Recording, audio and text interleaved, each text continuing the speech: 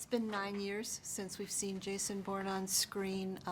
This particular story probably couldn't have been told much sooner than right now. Was that one of the reasons to come back, that it was a relevant, interesting current story to tell? Definitely. I mean, we always want these to feel like they're ripped right from the headlines. And one of the things we said, a decade ago when we were doing the last one was, if enough time passes, maybe if 10 years goes by, the world will change enough and we'll want to see Jason Bourne run through the new world.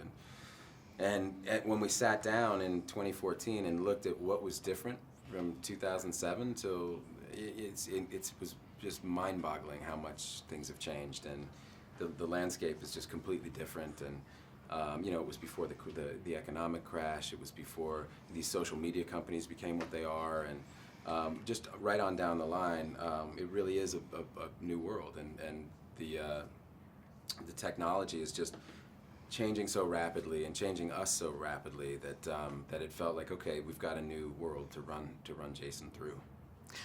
We couldn't have a Bourne movie if Jason was in a good place, but he's pretty much at the worst place we've ever seen him when the movie opens. What's his state of mind, and where's he been? Yeah, I mean, we knew that if we were going to do it, because we have the Bourne Ultimatum has a really upbeat, happy ending. He kind of swims away and he's liberated from this identity.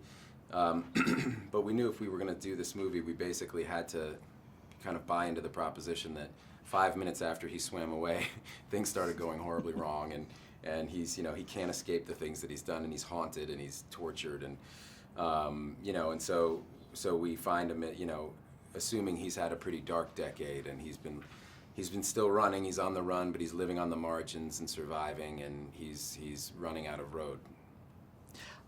Being back here in Las Vegas after spending almost 2 months here at the beginning of the year, and all that you all did on the Strip.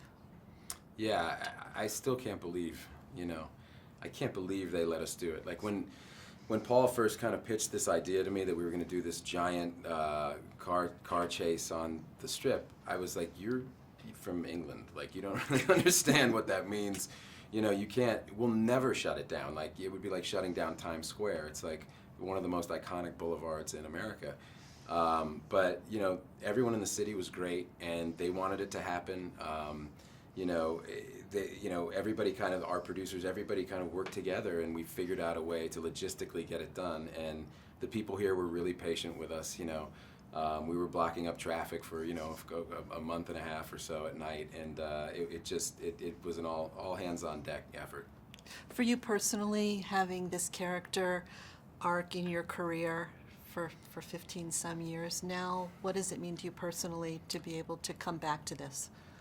When I think about this character, I'm just incredibly grateful. I'm really grateful that it came my way, and that Doug Liman, just before anybody, just saw that I could do this.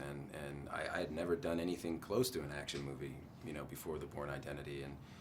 And it was really Doug who believed in me and who decided to give me the chance. And the impact on my career and on my life is really incalculable. I mean, everything, the whole trajectory of my career changed when this role came into my life. So I'm really grateful when I think about it.